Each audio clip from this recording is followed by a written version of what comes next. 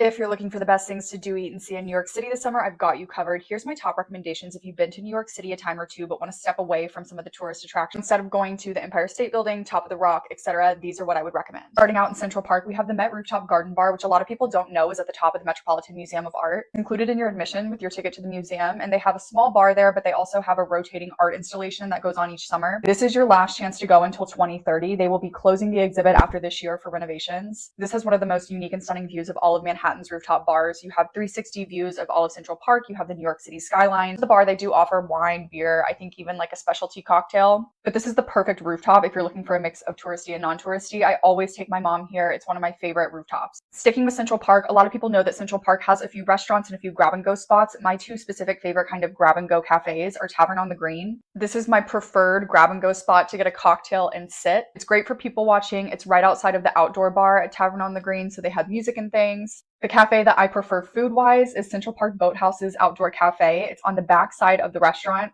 They have really good food here. I highly suggest the hot dog, things like wine, beer as well if you're looking for a cocktail. They have a larger seating area here than Tavern on the Green does, but I prefer the view at Tavern on the Green because this is kind of close to a little parking lot. The Boathouse also reserves a small amount of tables indoors for the cafe, so if you are too hot, it's a great place to go in and cool off.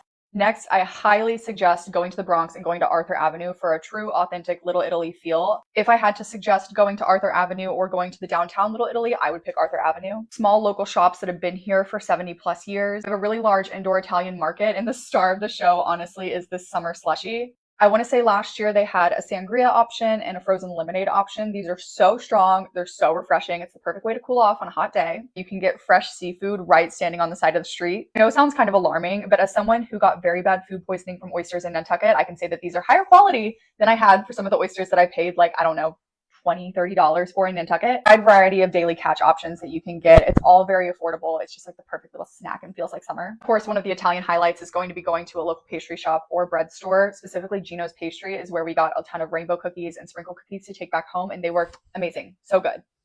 Next, I highly suggest taking the ferry and going to Red Hook for the day. You can make a whole day out of Red Hook. There are so many things to do, eat, and see around that area. We specifically love Red Hook Winery. We find a way to go once or twice every summer. It's the perfect activity. They have both an indoor-outdoor area. It's right on the water, gorgeous at sunset.